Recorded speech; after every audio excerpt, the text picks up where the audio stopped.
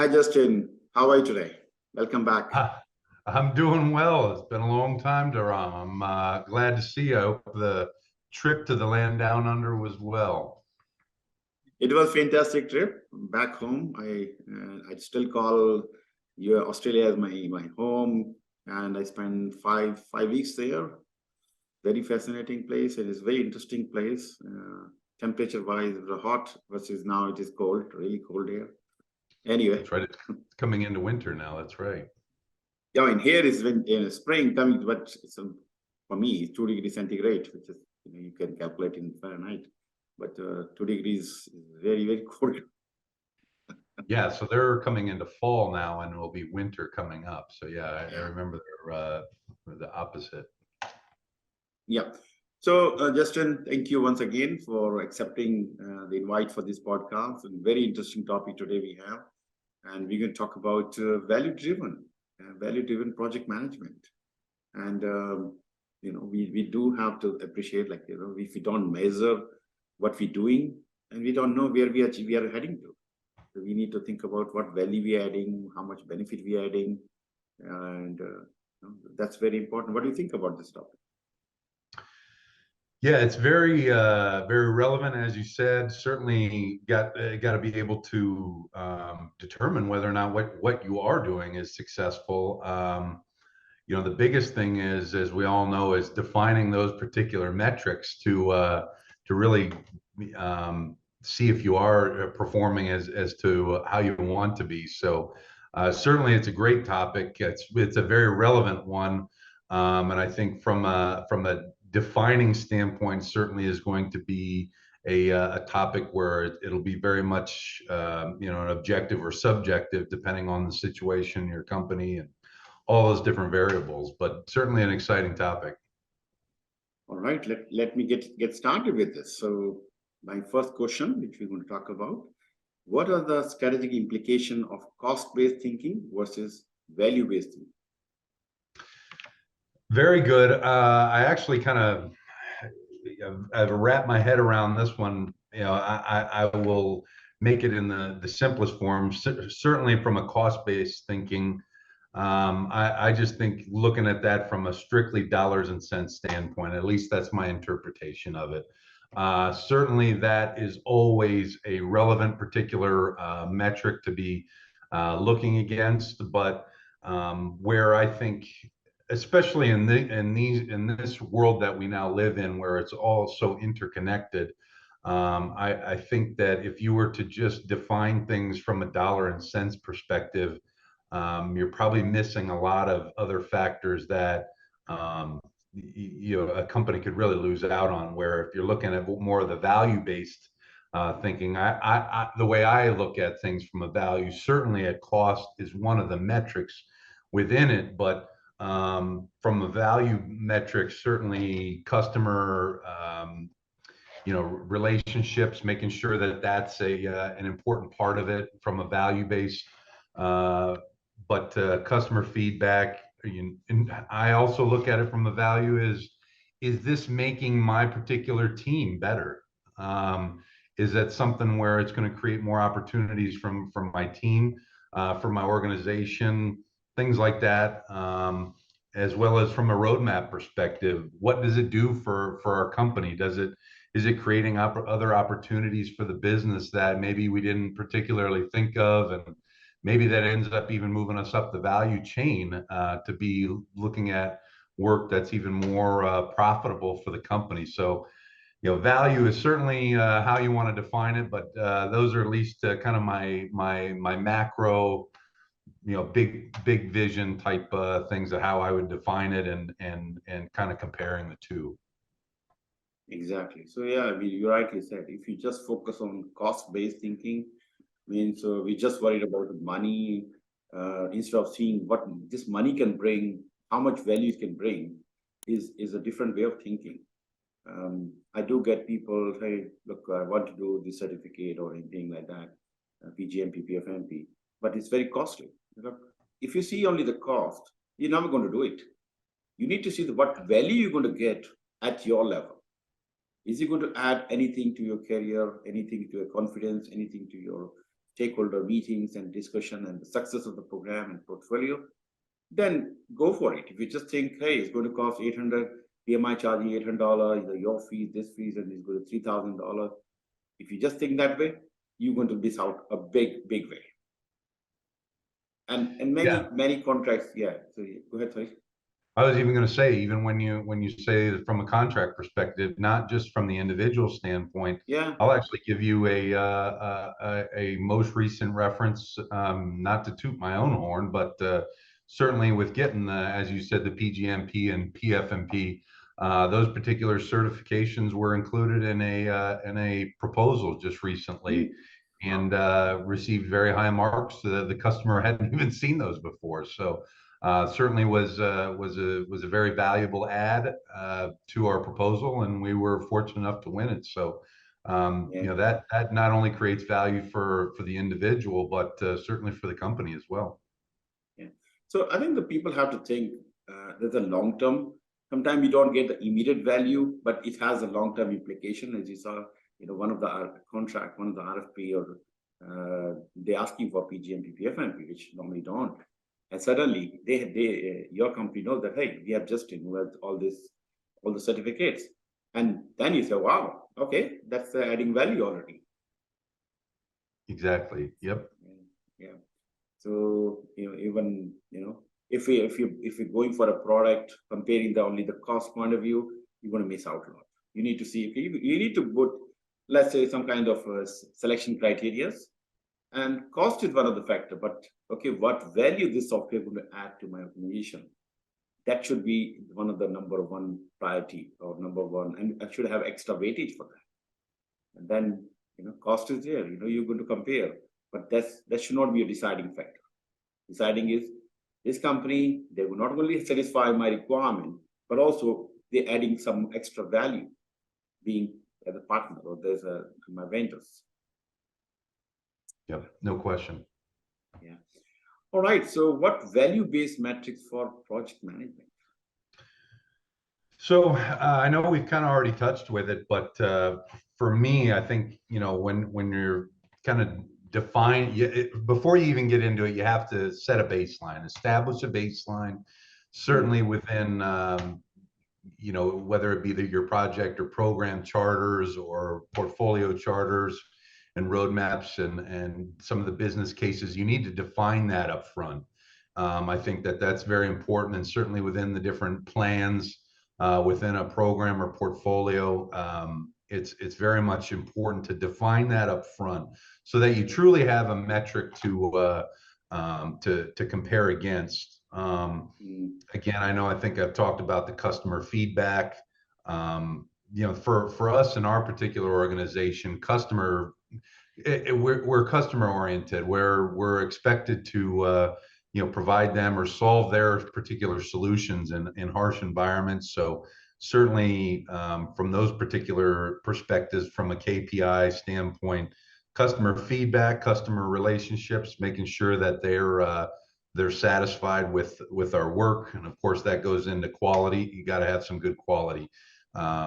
You know, with our particular work, with the different installation techniques, that our quality is always being inspected. So making sure that is top notch, because at the end of the day, if the quality is not there, the customer, when they're coming there to do acceptance testing or reviews, if it looks nice, they're not going to have as many questions, because they know that you've taken the time to do it right.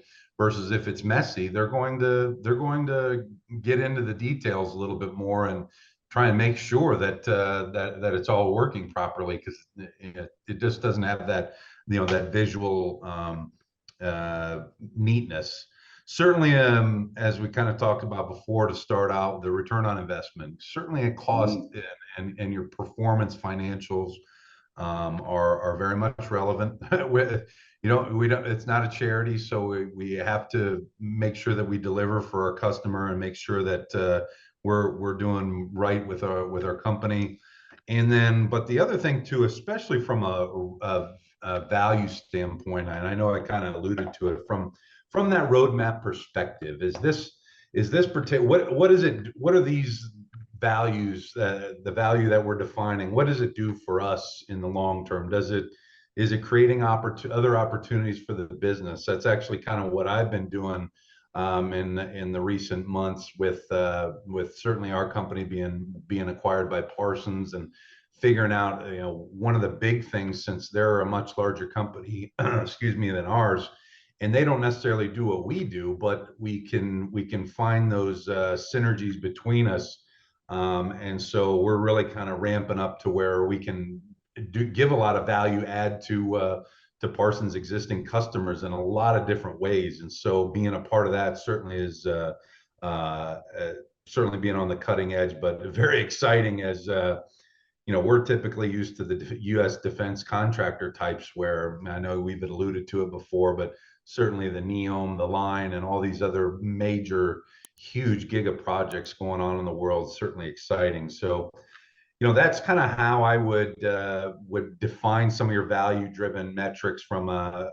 project management. But again, I always go back to, as well, a lot of times people will forget, again, what is it doing for your people on your team? I think that that's an aspect that gets overlooked or even forgotten a lot. I mean, you could be doing a fantastic job on all those different things that I listed, but did you burn your people out in the process? That I think that is especially needs to be looked at and understand. Okay, we got away with it and we pulled out a great win for our customer, but what was the cost to our people? Are they absolutely exhausted and we have to put them on a month vacation just to recharge?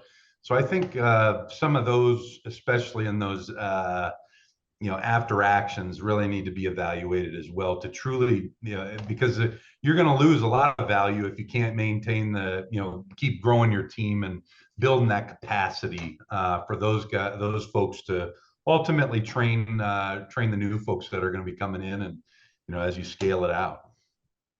Yeah, very valid points, and I like the point that you said the team is also very, very important. Yes, we focus on the client, the delivery, ROI, net present value, all kind of things we think about.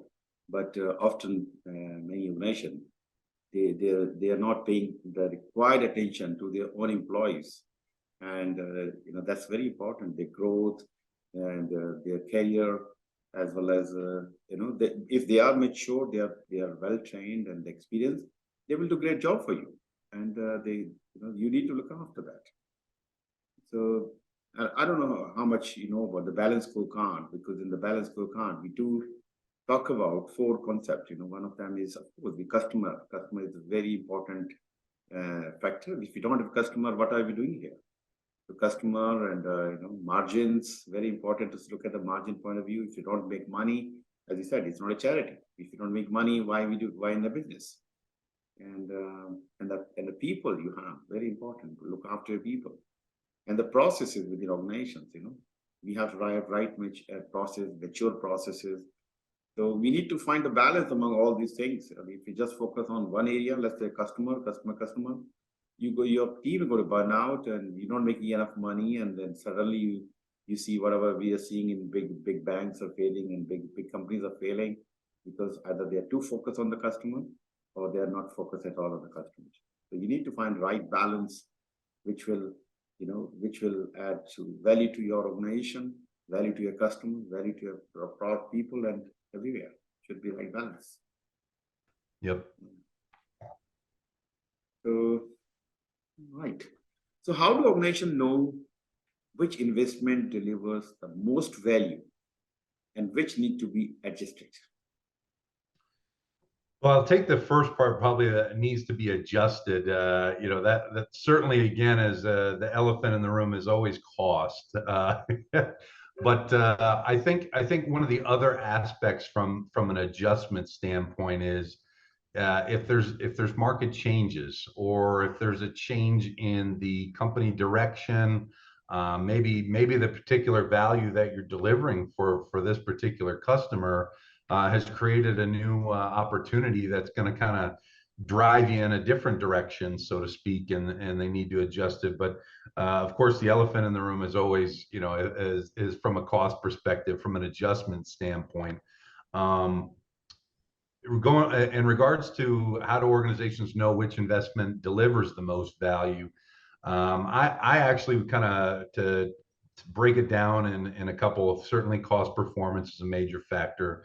But another one is again, not necessarily going with the cost. I've been a Mm, part of efforts where quite frankly, they've made an executive decision that they don't even care if they take a loss on the particular project there, because it's a strategic relationship that they want to get in their foot in the door with that customer to be able to, they've already done their homework to where it's going to open up opportunities to, even they might, as they say, it takes $1 to make it, to make $10. So mm, uh, understanding that, of course, that's from an executive standpoint, but a strategic level is it could be necessarily where maybe the project is not necessarily critical to the company roadmap, but maybe it's in a strategic location where certainly parts of the Middle East and certainly in the Far East Asia areas of responsibility, certainly having as many personnel on the ground there is going to be key for future opportunities. So, kind of all those factors from a strategic standpoint, making sure that you have those particular strengths and knowing how to do business in those regions is certainly a big thing. And I kind of talked about it already with, is it a way for get your foot in the door with the customer, because they see it as maybe there's another particular opportunity with that customer that can be bigger and quite frankly can move the company up the value chain of opportunities, that maybe it's a more profitable way of working and can be what they would call a game changer. We've actually, certainly with Parsons acquiring us, it's a game changer for us, and the opportunities are truly endless. Just latching on to the mega projects they're a part of. So I think that's kind of how I at least would define. I think some of those are the big, at least in our line of work, some of those strategic ones, I think more than anything are in that value metric. yeah, good thought on that. Yeah, so, but how do you measure which investment you would have put? Are you using any tool for that, or a Excel-based something? Okay, let's get together and I'll look at all the various parameter and give some extra weightage to this value or that value. But what makes you to decide which investment, which where do you want to put your money for the people? Yeah, for us, it certainly is especially if we've done work with that particular customer before, we'll know the easeability of working with them. If we Yeah. have a very deep relationship, that is a very big piece of the puzzle, so to speak. Certainly understanding what their other opportunities within that customer are likely going to be coming out. We those are big factors, and certainly from a profitability standpoint, or if it's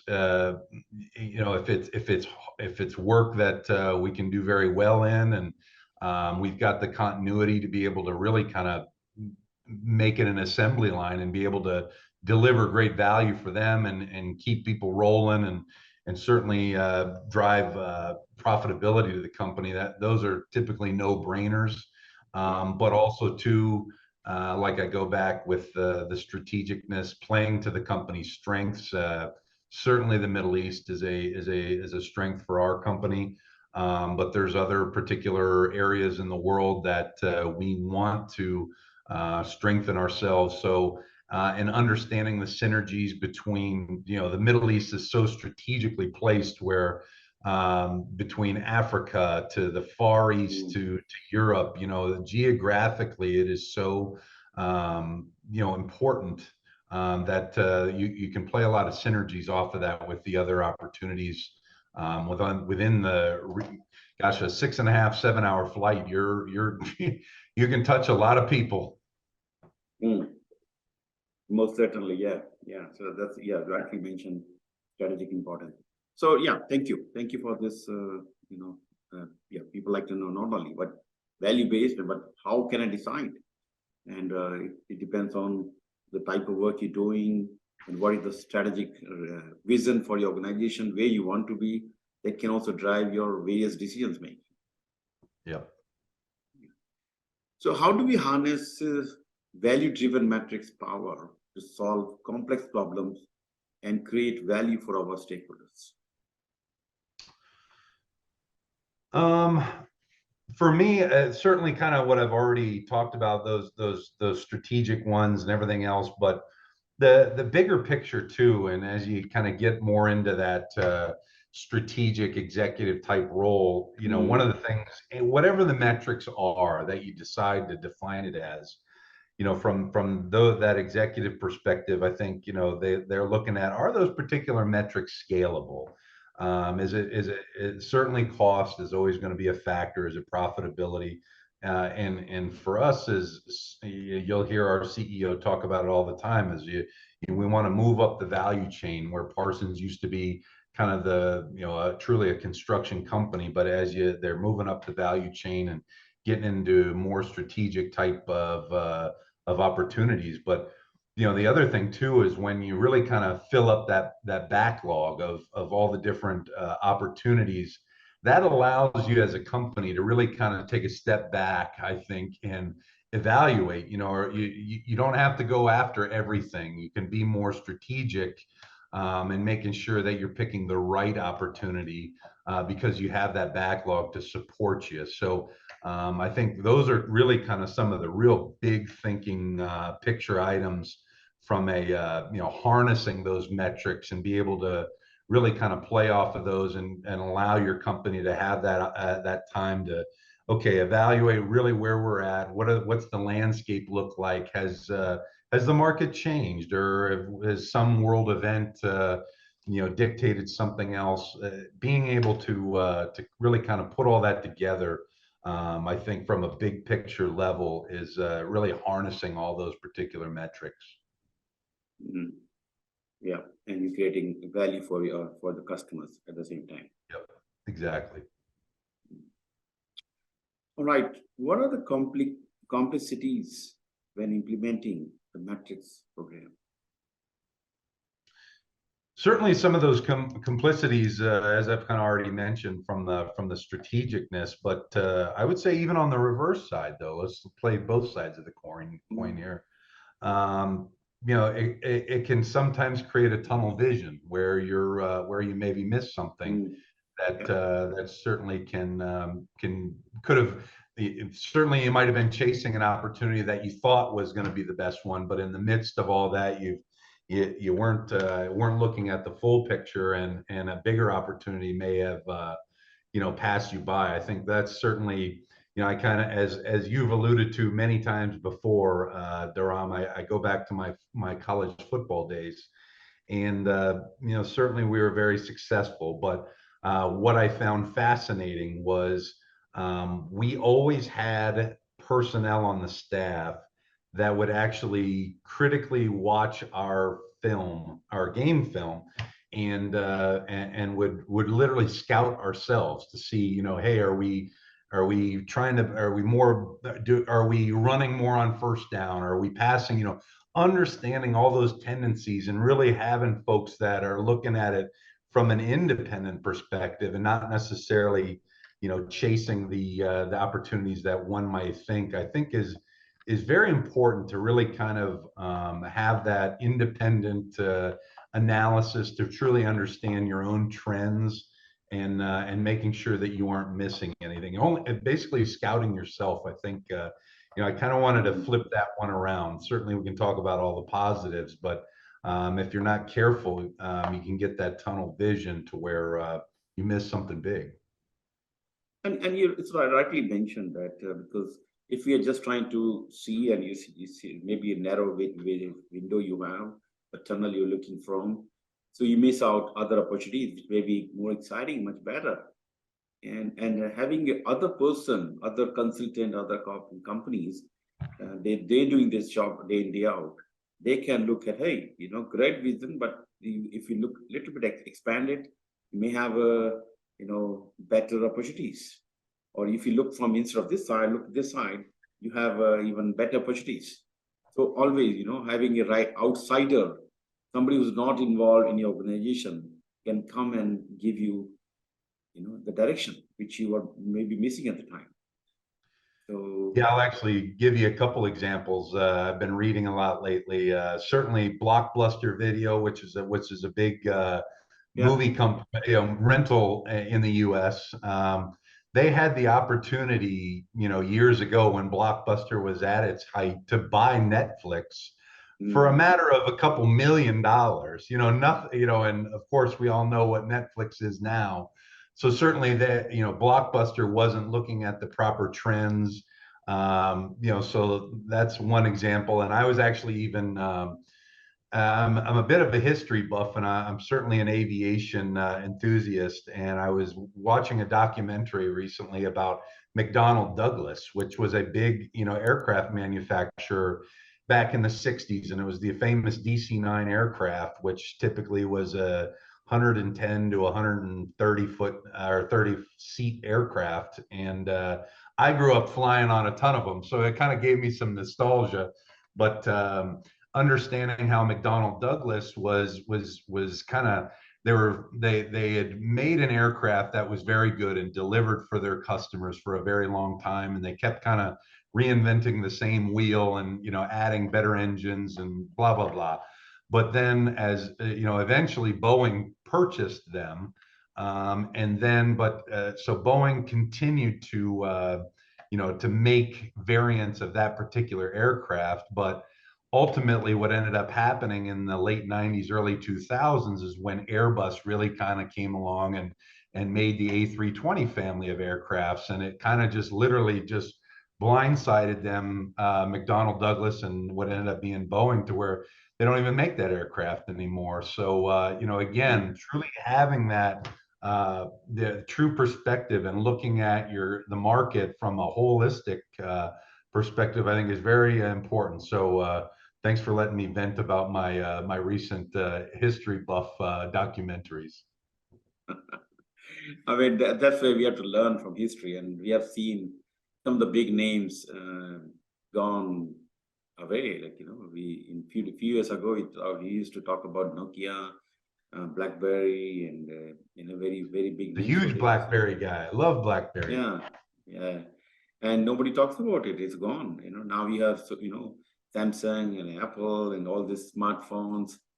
So truly, they missed that the trend coming to them, and they just, okay, we have a great product. Let's focus on it and keep growing it. But you need to look at the trends and what is coming, what's happening in the outside of your tunnel vision. That's where the tunnel vision is, just outside of Yep, the tunnel vision. absolutely. Yeah. So how do project manager develop value creating strategies, and how to create project value baseline? Well, specifically for the first part of your question, how do project managers develop the value creating strategies? I think certainly, as we have learned in PgMP and even in PfMP, the roadmaps are all kind of driven by the particular mission and vision statements of the company. So we're gonna assume that those particulars have already been solved. And that particular project and that project manager is certainly defining those value creating strategies. For us, I will say, certainly our mission and vision is all about customer, focus, and first and foremost, with our line of work, we're certainly hired to do, solve a customer's problems in very tough environments.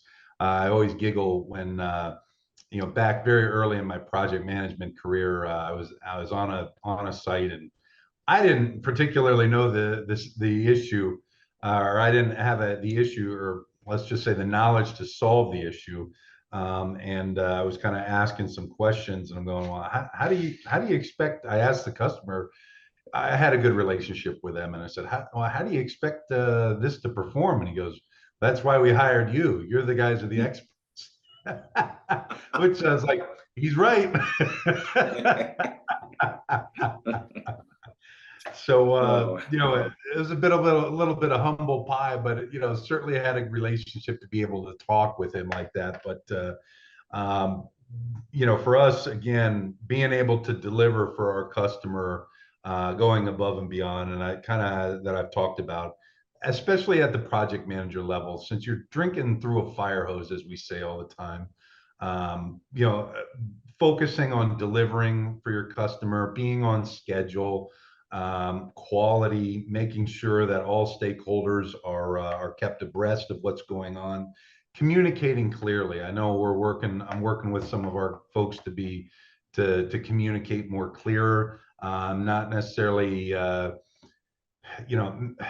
be a little there. Sometimes they can be a little wishy-washy, as I would call it, because they're not necessarily sure how they want to say it.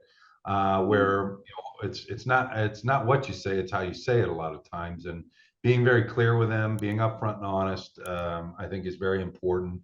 But again, that customer satisfaction, quality, schedule, performance, certainly financial performance as well. Let's not forget about Yep. that one. Yeah. And then again, as I started out today, team performance. How are your people doing? Yeah, for me, my folks always know that when I'm not going to run them hard, at the beginning, I'm going to make sure that it's adequately staffed to be able for us to deliver. I'm not necessarily going to let them have a vacation, but they also know that there will likely be a time where I'm going to ask them to put it into overdrive to commit to a finish date that is probably going to be pretty challenging. But then they also know that that they also have the capacity within them. They're not already beat up and running to the ground to where they can go above and beyond and be able to deliver. So again, all as a project manager, being able to, as you said, balance all those particulars, but never forget about your team, because you will fail if your team is not taken care of.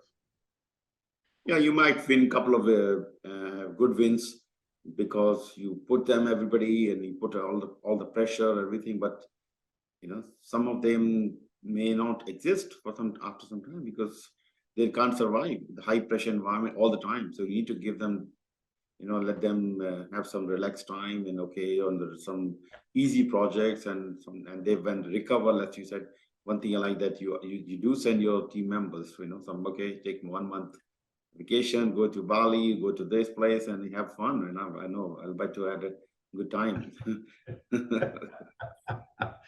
So, Yeah, absolutely. yeah, You have to let them blow the steam off, and of course, what's worked for me. I'm not saying that it's works for everybody, but certainly I always like to have laughs with our folks. You have to have fun doing what you do, exactly. because it can be it can be brutal at times, and certainly based on the nature of our work, everybody's away from their family, from their kids, and that can be a challenge. So you have to be able to enjoy what you do. And those folks need to make sure that we have some laughs, give each other a hard time. In fact, the joke always is if we're not giving you a hard time, that's when you need to be worried, because that means if we're giving you a hard time, it's a form of love. But we also expect you to give it back. It's not much fun if you're not going to give it back. So you got to have that.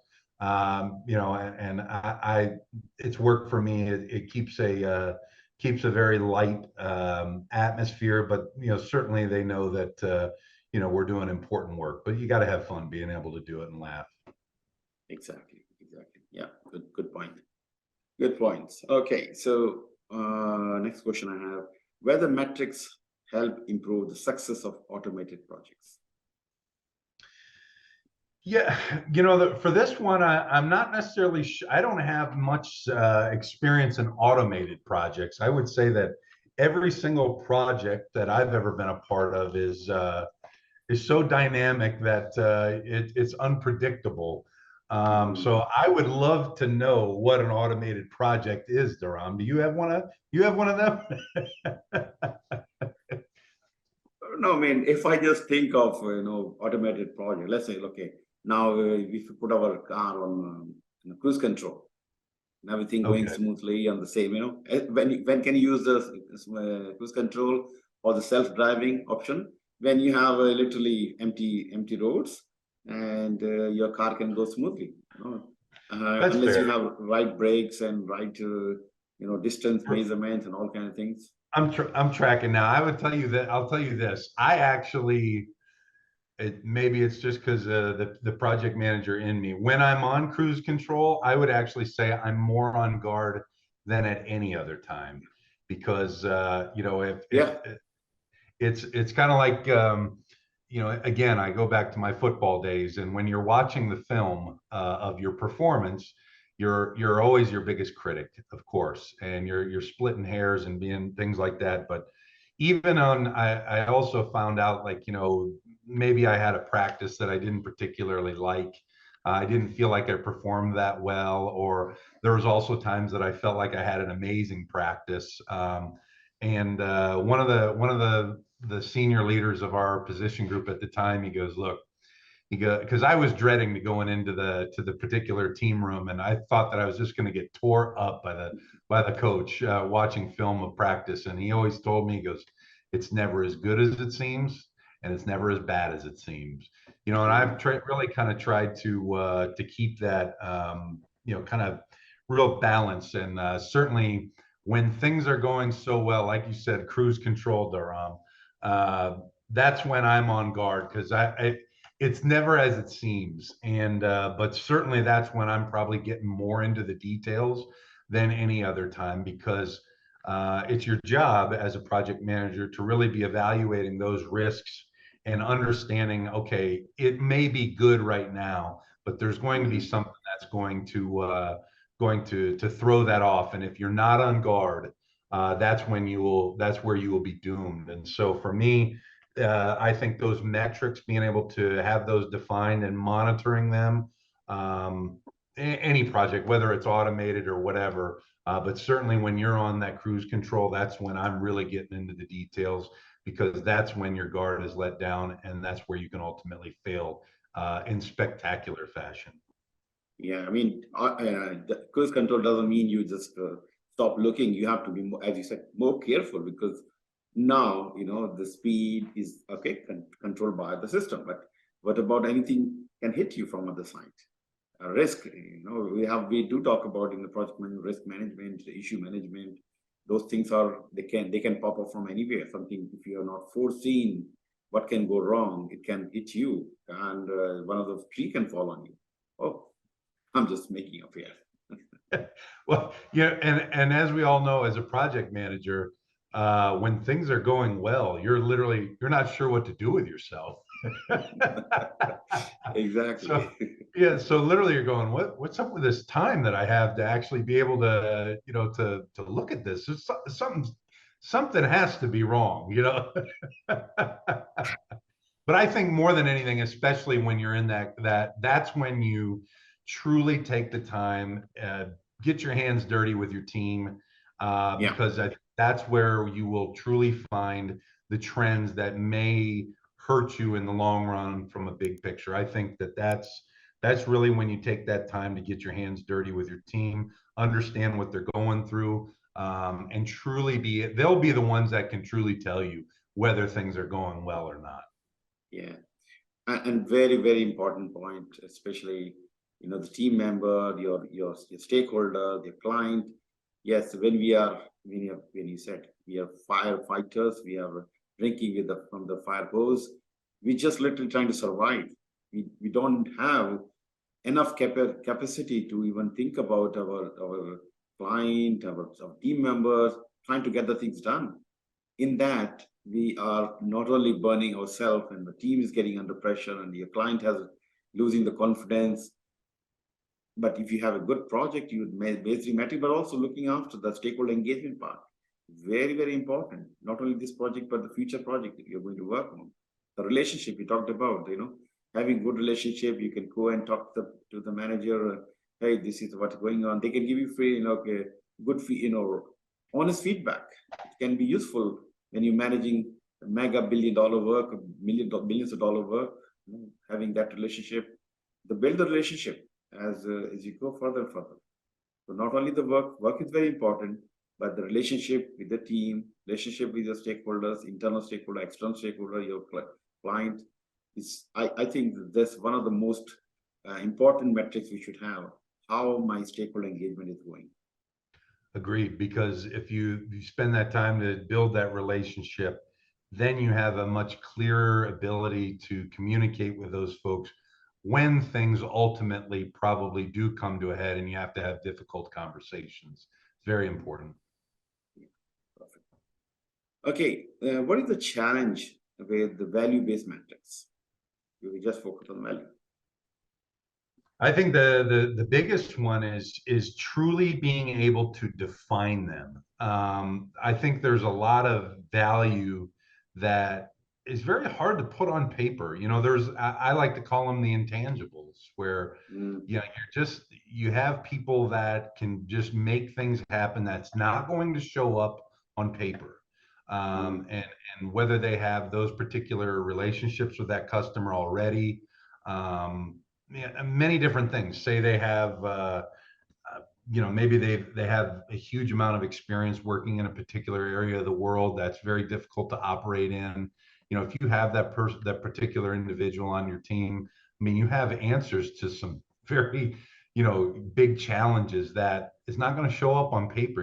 It's going to show up in the bottom line for sure, and your execution. But you know, that particular person that has that experience to be able to kind of get rid of all those particular barriers that, let's say, the rest of the competition would be dealing with. I think you know, that's the tough part, is being able to truly define the metrics. And of course, the other thing would be is, even if you've defined them, as your life cycle of the project or program is ongoing, you know, the market is possibly, or likely, especially in our world that we live in now, the market's likely changed.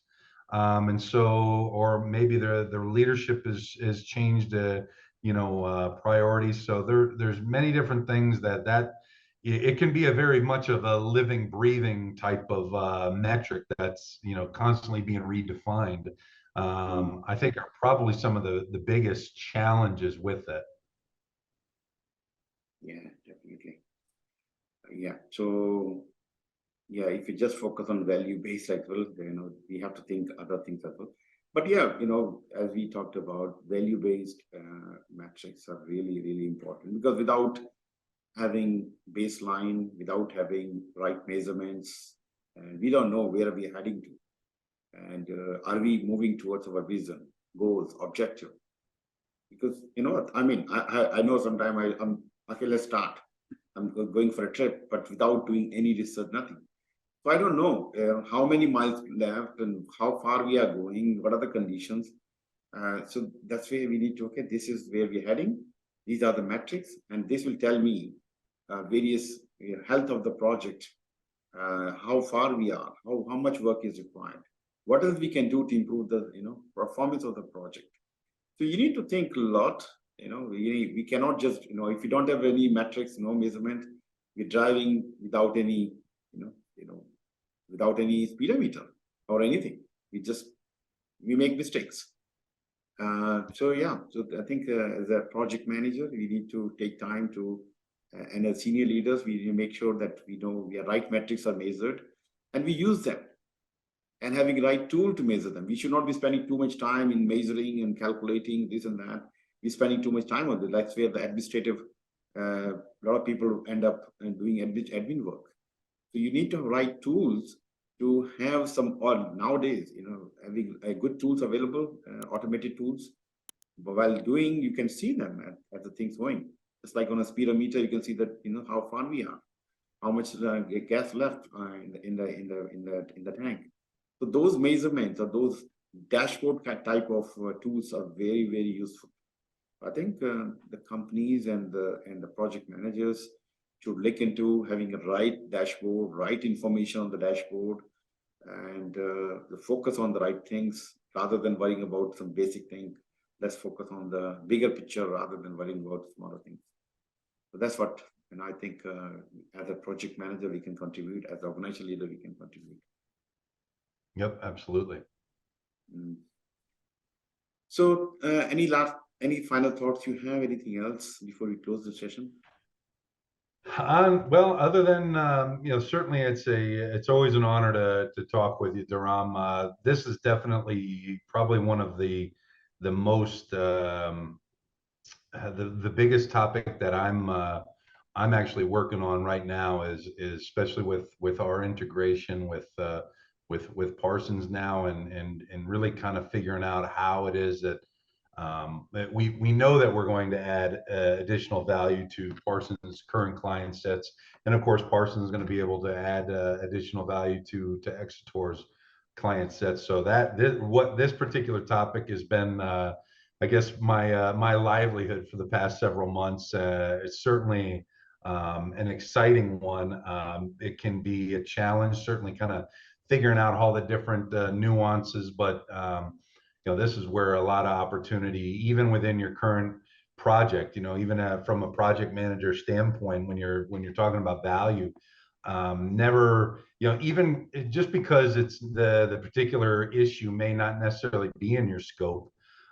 For us, and kind of the mindset I've always had, certainly, and now that I'm more in a business development role, hey, the customer, again, remember, they hired you to solve their problem.